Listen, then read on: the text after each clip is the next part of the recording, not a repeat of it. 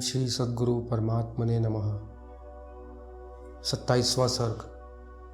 पूर्व में उक्त और अनुक्त मोक्ष के विरोधी पदार्थों में वैराग्य के लिए विस्तार पूर्वक दोषों का वर्णन।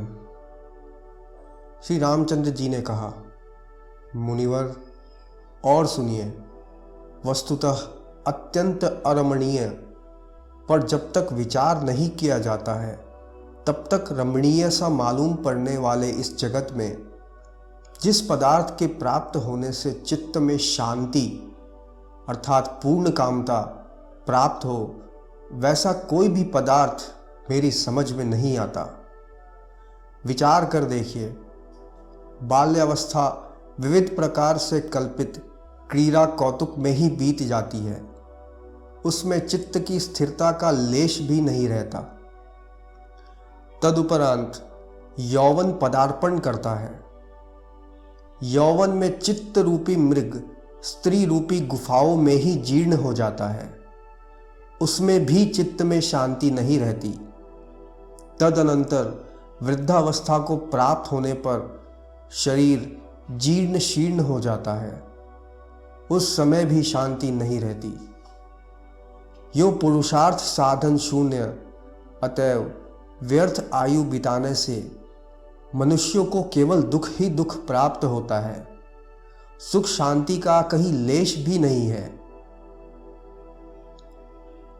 वृद्धावस्था रूपी हिम वर्षा से नष्ट हुई शरीर रूपी कमलिनी का परित्याग कर जब प्राण रूपी भ्रमर अति दूर चला जाता है, तब मनुष्य का यह संसार रूपी सरोवर सूख जाता है। वृद्धावस्था आक्रांत, जिसमें अनेक पलितादि नए नए फूल खिले हैं, और अत्यंत जीर्ण मनुष्यों की शरीर रूपी लता जब अत्यंत पाक अर्थात परिणाम को प्राप्त हो जाती है, तब यह मृत्यु को अति आनंद देती है।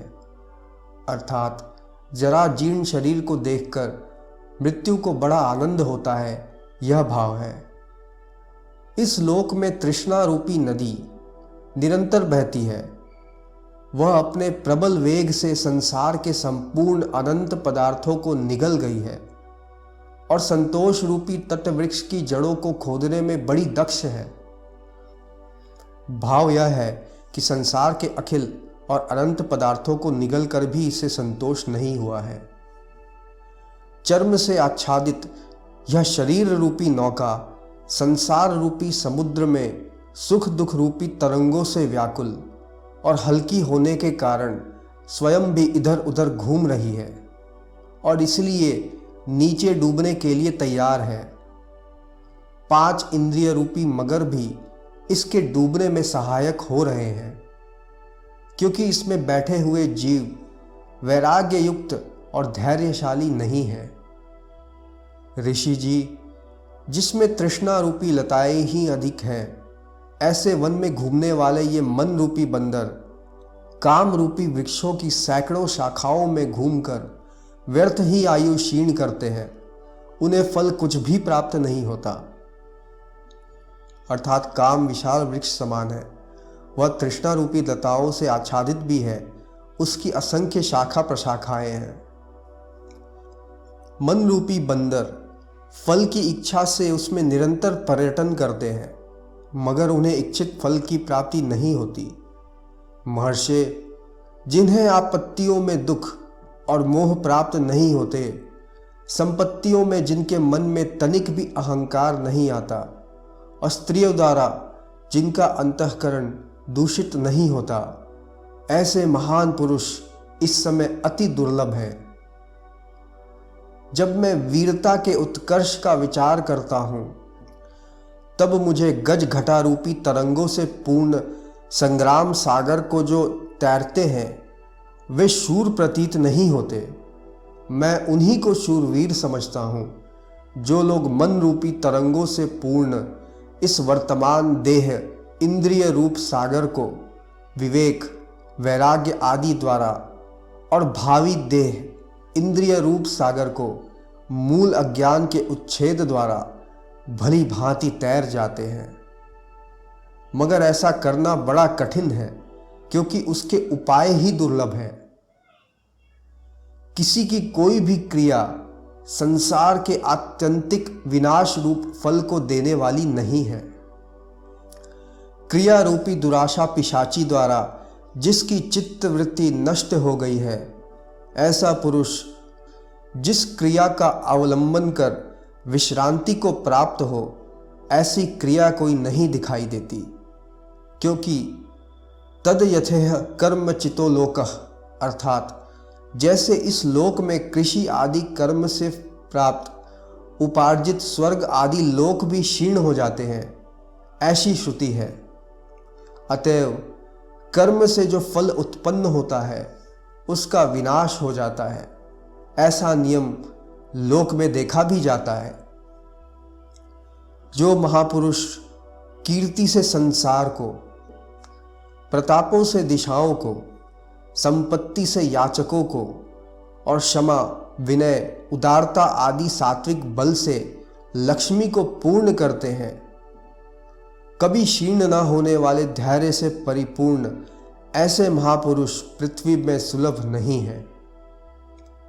पहाड़ की शिलामय चट्टान के भीतर स्थित भी एवं वज्र से घने हुए घर के भीतर बैठे हुए भी भाग्यशाली पुरुष के पास संपूर्ण अनिमा आदि सिद्धियां और संपत्तियां बड़े वेग के साथ आ जाती हैं, जैसे कि आपत्तियां आती हैं, अर्थात जैसे बुरे दिनों में आपत्तियां अनायास प्राप्त हो जाती हैं, वैसे ही भले दिनों में संपत्तियां और सिद्धियां भी अपने आप वेगपूर्वक आ जाती हैं।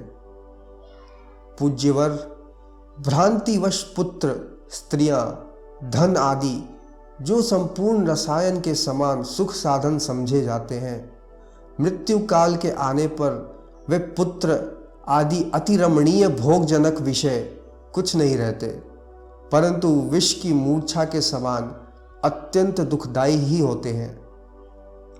शरीर की बाल्य आदि अवस्थाओं के अवसान में, अर्थात वृद्धावस्था में दुखमय विषम अवस्था को प्राप्त हुआ। अतएव दुखी जीर्ण पुरुष इस लोक में अपने पुण्य संचय शून्य अतीत कर्मों का स्मरण कर दुस्सह अंतर्दाह से जलता है। मनुष्य जीवन में आरंभ में कमाने की और भोग तृष्णा की प्रबलता से मोक्ष मार्ग का परित्याग कर केवल काम और अर्थ की चिंता से युक्त होता है और तदनुसारी कार्यों में वह समय को बिताता है। फिर वृद्धावस्था के आने पर मयूर के चंचल पंखों के समान कंपमान पुरुष का चित्त किस कर्म से शांति को प्राप्त हो, अर्थात चित्त की शांति के साधनभूत कर्म तो उसने कभी किए ही नहीं, फिर उसका चित्त शांत कैसे होगा। अनात्मा में प्रीति करने वाले लोग भाग्यवश प्राप्त हुए सामने स्थित भी नदी की ऊंची तरंगों के समान शीघ्र नष्ट हो जाने वाले, अतएव अप्राप्त प्राय क्रियाफल स्वर्ग आदि द्वारा वंचित होते हैं, ठगे जाते हैं। भाव यह है कि वही लाभ सच्चा लाभ है जो प्राप्त होकर नष्ट नहीं होता और जिससे अनर्थ नहीं होता। दूसरा लाभ तो केवल वंचना मात्र ही है, जैसे कि अल्पायु पुत्र की प्राप्ति और मछली को बंशी में लगे हुए खाद्य की प्राप्ति। उक्त लाभ से किसी प्रकार का आश्वासन नहीं हो सकता। ये कार्य यही और अभी कर्तव्य है और ये अन्य प्रदेश और अन्य काल में करणीय है। यो जिन कार्यों की सदा चिंता बनी रहती है और अंत में जिनका फल अनर्थ ही है, उन कार्यों का प्रयोजन स्त्रियों तथा अन्यान्य लोगों की प्रसन्नता का उत्पादन अर्थात मनोरंजन ही है, पर वे देह के वृद्ध होने तक लोगों के चित्त को जबरदस्ती विवेक से भ्रष्ट कर देते हैं। जैसे वृक्षों के जीर्ण पत्ते जन्म लेकर शीघ्र नाश को प्राप्त हो जाते हैं, वैसे ही आत्म विवेक से रहित लोग इस लोक में जन्म लेकर थोड़े ही दिनों में कहीं चले जाते हैं, अर्थात विनष्ट हो जाते हैं। महाभाग, भला बताइए तो सही, मूढ़ व्यक्ति के सिवा कौन ज्ञानी जन विवेकी पुरुषों की सेवा और सत्कर्म से रहित दिन में इधर उधर दूर तक घूम फिर कर और सायंकाल के समय घर में आकर रात्रि में सुख की नींद सोएगा। दिन में विवेकियों की सेवा से रहित और सत्कर्मों से शून्य होने पर ज्ञानी को तो रात्रि में नींद ही नहीं आ सकती, पर अज्ञानी ही दिन में विवेकी जनों की सेवा और सत्कर्मों से शून्य होने पर भी इधर उधर घूम फिर कर सायंकाल में अपने घर में प्रवेश कर खूब सुख की नींद सोता है। संपूर्ण शत्रुओं के छिन्न भिन्न होने पर और चारों ओर से धन संपत्ति की वृष्टि होने पर जब पुरुष इन सांसारिक भोगों को भोगने लगता है, तभी ना मालूम कहां से आकर मृत्यु सामने खड़ी हो जाती है। इस संसार में सभी लोगों को किसी एक अनिर्देश्य अद्भुत कारण से अभिवृद्धि को प्राप्त हुए अत्यंत तुच्छ और क्षण भर में जन्म लेकर नष्ट होने वाले अर्थात विनाशशील इन विषयों ने भ्रम में डाल रखा है, मोहित कर रखा है। अतएव वे लोग समीप में आई हुई मृत्यु को नहीं जानते। यह कम आश्चर्य की बात नहीं है। जिन लोगों ने विषयों पर आसक्त देह के लालन पालन आदि द्वारा हृष्ट पुष्ट शरीर होना ही उचित समझा, अर्थात विवेक वैराग्य आदि का अभ्यास नहीं किया, वे ठहरे निरे नर पशु। सब प्राणियों में परम प्रिय यजमान रूप प्राण उन्हीं नर रूप पशुओं को अर्थात बकरों को निंदित कर्म रूपी यज्ञ स्तंभों में बांधकर दोष रूपी कालीक से उनका मुंह काला कर देते हैं। तदुपरांत रोग रूपी ऋत्विजों द्वारा हनन, अंग छेदन आदि से शरीर का नाश होने के कारण वे असत प्राय हो जाते हैं। इस संसार में यह चंचल जनता क्षण में नष्ट होने वाली तरंगों की पंक्ति के समान न मालूम कहाँ से सदा बड़ी त्वरा के साथ आती है, और जैसे आती है वैसे ही त्वरा के साथ न मालूम सदा कहाँ चली जाती है। कुतो अपि इस कथन से जहाँ से आती है और जहाँ चली जाती है उस स्थान को हम जानना चाहते हैं, यह सूचित होता है। जैसे चंचल भ्रमर रूपी नयनों से युक्त अर्थात चंचल भ्रमरों से सेवित, लाल पत्तों से आच्छन्न विष वृक्ष पर चढ़ी हुई विषलताएं देखने में अति सुंदर होने के कारण पहले मन को हर लेती हैं, बाद में प्राण नाशिनी होती हैं, वैसे ही मनुष्यों के प्राण हरण में तत्पर भ्रमर के समान चंचल नयन वाली और बिंब फल के समान होठों वाली नारियां मनोहर होने के कारण पहले चित्त को चुरा लेती हैं, फिर प्राणों को हर लेती हैं। जैसे तीर्थ यात्रा या महोत्सव में बहुत से आदमियों का सम्मेलन होता है, वैसे ही मनुष्य लोक से या स्वर्ग आदि लोकों से व्यर्थ ही आए हुए और अमुक स्थान पर हम लोगों की भेंट होगी, यो परस्पर संकेत और अभिप्राय से इकट्ठे हुए लोगों में परस्पर स्त्री पुत्र मित्र आदि व्यवहार होता है। यह व्यवहार माया नहीं है तो और क्या है। संसार अर्थात जन्म मरण की परंपराएं दीपकों के निर्वाण अर्थात बुझने के अनुरूप है। जैसे दीपक रात्रि भर प्रचुर तेल और बहुत सी बत्तियों का भक्षण कर अंत में बुझ जाता है, वहां पर फिर उसका अस्तित्व प्रतीत नहीं होता। अर्थात प्रचुर तेल और बत्तियों का भक्षण करने वाले अति चंचल अतएव मिथ्याभूत क्षणिक दीप शिखा के निर्वाण प्रवाह में परमार्थिक वस्तु प्रतीत नहीं होती। वैसे ही बाल्य आदि सैकड़ों अवस्थाओं का भोग करने वाले अत्यंत स्नेह से अर्थात राग से परिपूर्ण अत्यंत चंचल अर्थात क्षण विध्वंसी अतएव मिथ्याभूत संसार में कोई भी वस्तु परमार्थिक नहीं है। यह संसार कुलाल के अर्थात कुम्हार के चाक के समान है।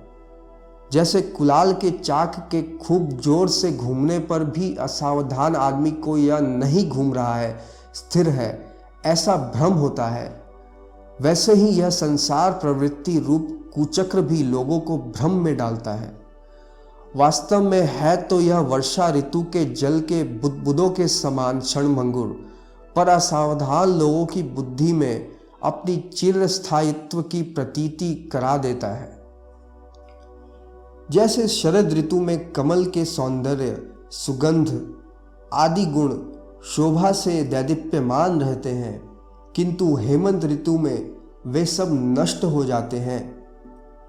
फिर उनसे न चित्त को शांति मिलती है और न घ्राणेन्द्रिय को तृप्ति ही मिलती है। वैसे ही यौवन अवस्था में मनुष्य के जो कौमार्य और सौंदर्य आदि गुणगण शोभा से उज्जवल रहते हैं, वे वृद्धावस्था में भाग्यवश विनष्ट होकर दुर्लभ हो जाते हैं। इसलिए उनमें विश्वास करना उचित नहीं है। इस संसार में बेचारा वृक्ष, पृथ्वी, जल, वायु आदि तत्वों के कारण, न किसी पुरुष द्वारा किए गए उपकार के कारण जन्म, वृद्धि और फल मूल आदि समृद्धि को प्राप्त होकर अपने देह धारण से छाया, पत्तियां, फूल, फल आदि द्वारा बार बार लोगों का उपकार करता है, किसी का तनिक भी अपराध नहीं करता, फिर भी वह कुल्हाड़ियों से काटा जाता है। भला बतलाइए तो सही, ऐसे कृतज्ञ संसार में पद पद में जिससे अपराध हो सकते हैं और जिससे किसी का उपकार भी नहीं हो सकता, ऐसे मनुष्य के विषय में क्या विश्वास किया जा सकता है। भाव यह है कि यदि वह अपकार न भी करे तो भी मृत्यु उसका नाश कर डालेगी। मृत्यु के घर में उपकारी और अपकारी के प्रति कोई भेदभाव नहीं है। आत्मीय जनों का संसर्ग विष वृक्ष के संसर्ग के तुल्य है।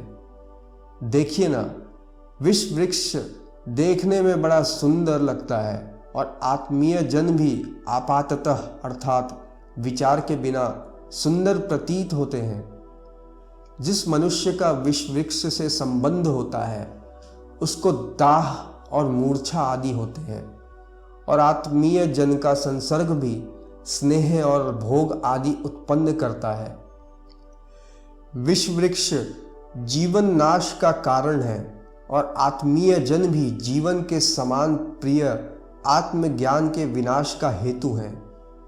जैसे विष वृक्ष के संसर्ग से मूर्छा होती है, वैसे ही आत्मीय जन के संसर्ग से मूढ़ता प्राप्त होती है। अर्थात इसका यही एक बड़ा भारी दोष है। संसार की दृष्टियों में ऐसी कौन दृष्टियां हैं जिनमें दोष का संबंध नहीं है। दिशाओं में ऐसी कौन दिशाएं हैं जिनमें दुख दाह नहीं होता। कौन ऐसी प्रजाएं हैं जिनका नाश नहीं होता। कौन ऐसी लौकिक क्रियाएं हैं जिनमें छल नहीं होता। अर्थात सभी दृष्टियां दोष युक्त हैं, सभी दिशाएं दुखदाह से पूर्ण हैं और सभी लोग विनाशी हैं और संपूर्ण लौकिक कार्यों में छल कपट रहता है। व्यतीत और आने वाले अनंत कल्पों की संख्या का परिज्ञान नहीं होता। अतएव जैसे क्षण अनंत है वैसे ही कल्प भी अनंत ठहरे। इसलिए विष्णु, रुद्र आदि की दृष्टि से कल्प भी क्षण ही है। अतएव ब्रह्मलोकवासी जन भी कल्प नामक क्षण भर जीने वाले हुए। अव्यव युक्त काल समूह में लघुत्व और दीर्घत्व बुद्धि एवं चिर जीवन और अचिर जीवन बुद्धि भी दृष्टा की कल्पना के अधीन होने से असत्य हैं। तुल्य न्याय से ब्रह्मांड भी अनंत कोटि ब्रह्मांडों को देखने वालों की दृष्टि में अणुरूप ही है। इसलिए अणुत्व और महत्व बुद्धि भी असत्य ही है। पर्वत वस्तुतः पाषाण ही है, पृथ्वी मिट्टी ही है, वृक्ष काष्ठ ही है और मनुष्य मांस आदि ही है। अर्थात पर्वत पत्थर से अतिरिक्त वस्तु नहीं है, पृथ्वी मिट्टी से अतिरिक्त नहीं है, वृक्षों में काष्ठ से भिन्न कुछ भी नहीं है और मनुष्य भी हाड़ मांस आदि के ही पुतले हैं, उनसे पृथक उनमें कुछ नहीं है। यदि ऐसा है तो उनमें पर्वत आदि विशेष बुद्धि क्यों होती है? ऐसी शंका यदि हो तो उस पर सुनिए। व्यवहार के लिए मनुष्यों ने उनका नाम रख दिया है। वास्तव में वे पूर्व सिद्ध पाषाण आदि पदार्थों से भिन्न नहीं हैं। इसी प्रकार सब जगह तुल्य युक्ति से विकार रहित संपूर्ण जगत प्रकृति भूत एक ही वस्तु है, ऐसा युक्ति से प्रतीत होता है। अथवा यदि यह शंका हो कि पर्वत आदि विकार भले ही असत्य हों, उनके कारण पाषाण मिट्टी आदि की असत्यता कैसे, उस पर कहते हैं वे भी अपना कारण महाभूतों के विकार हैं, अतः असत्य है। इस भोग्य वर्ग में विकार से भिन्न कुछ भी नहीं है। विकार होने से ये विषय आदि सब मिथ्या है, इसलिए भी इन पर विश्वास ही नहीं करना चाहिए। जल, वह्नि, वायु, आकाश और पृथ्वी ये 5 महाभूत ही परस्पर मिलकर गो, घट आदि विविध पदार्थों के रूप में अविवेकी पुरुषों द्वारा उनकी बुद्धि से प्रतीत होते हैं। यह बड़े खेद की बात है। विवेक दृष्टि से पृथक पृथक विभाग से संशोधन करने पर तो 5 भूत से अतिरिक्त कोई भी पदार्थ नहीं है, अर्थात अविवेकी पुरुष ही मोहवश 5 महाभूत विकार जगत को सत्य समझता है। पर जो विवेकी हैं उनको तो इस जगत में 5 महाभूत समुदाय से अतिरिक्त कोई वास्तविक पदार्थ प्रतीत नहीं होता। मुनिवर, इस मिथ्या रूप जगत में व्यवहार कुशल विद्वान लोगों के मन में भी भोग चमत्कार को उत्पन्न करने वाली जो व्यवहार चमत्कृति प्रतीत होती है, वह कोई आश्चर्यजनक नहीं है, क्योंकि कदाचित स्वप्न में मिथ्या भूत विषयों को देखकर भी उस प्रकार की चमत्कृति लोगों को होती है। यदि भोग चमत्कार होता है तो अभी क्यों विरक्त होते हो? भोगों को भोग कर वृद्धावस्था में विरक्त होकर विचार किया जा सकता है। ऐसी आशंका होने पर भोगों में आसक्ति होने से वैराग्य और विचार दोनों दुर्लभ हैं, ऐसा कहते हैं। इस युवावस्था में और आने वाली वृद्धावस्था में आकाश लता के फल के समान मिथ्या रूप भी भोगासक्ति कल्पना जब अविचार के कारण वृद्धि को प्राप्त होती है, तब भोग और उसके साधनों में आसक्त पुरुषों में परमात्मा के स्वरूप का निरूपण करने वाली कथा ही उदित नहीं होती। निरंतर उसका विचार करना तो दूर रहा। जैसे पशु हरी हरी लता रूप फल की प्राप्ति की इच्छा से ही पर्वत शिखर से गिर पड़ता है, वैसे ही उत्कृष्ट भोगशाली पुरुषों का पद अर्थात समता या राज्य, धन आदि प्राप्त करने की इच्छा करने वाला पुरुष राग, लोभ आदि से मूढ़ अर्थात प्रचुर राग और लोभ से अभिभूत अपने चित्त से आहत होकर पूर्वावस्था में ही पतन रूप गर्त में गिर जाता है। इसमें कुछ भी संदेह नहीं है। हे मुने, आजकल के मनुष्य गड्ढे के वृक्षों के समान है, क्योंकि जैसे गड्ढे के वृक्ष के छाया, लता, पत्ते, फल फूल आदि गड्ढे में ही रह जाते हैं, अंशतः भी प्राणी उसका भोग नहीं कर सकते, वैसे ही मनुष्य भी अपने शरीर के पोषण के लिए ही अपनी विद्या, विनय, धन संपत्ति आदि को व्यर्थ नष्ट कर देते हैं। उनसे किसी दूसरे का उपकार नहीं होता। जैसे कृष्ण सागर मृग गहन जंगलों में इधर उधर भ्रमण करते हैं, वैसे ही मनुष्य भी कहीं पर दया, उदारता, क्षमा, सौंदर्य, विद्या, विनय आदि से युक्त सज्जन पुरुषों के समाज में और कहीं पर क्रोध, लोभ, निष्ठुरता आदि से परिपूर्ण पापासक्त दुराचारियों के साथ विहार करते हैं। महर्षि, यह दैव अचेतन होने के कारण मृतक समान है। यदि यह जीवित होता तो ऐसा निर्दय न होता। यह दैव इस संसार में प्रतिदिन फल से भीषण अर्थात भीषण क्लेश देने वाले आपाततः अर्थात विचार के बिना भले प्रतीत होने वाले राग आदि से अत्यंत व्याकुल चित्त वाले लोगों से पूर्ण एवं अंत में कष्ट रूपी फल देने के कारण जिनका उदय दूषित है, ऐसे नूतन नूतन कार्य करता है। उसके ये कार्य किन विवेकशील पुरुषों के मन को आश्चर्यचकित नहीं करते? आजकल स्वप्न के समान मिथ्याभूत इस संसार में विविध प्रकार के छल कपटों से व्यवहार करने वाले विषयासक्त मनुष्य सर्वत्र सुलभ है, पर विवेकशील पुरुष अति दुर्लभ है और संपूर्ण कर्म अत्यंत दुखों से रहित साधनों अथवा फलों से शून्य है।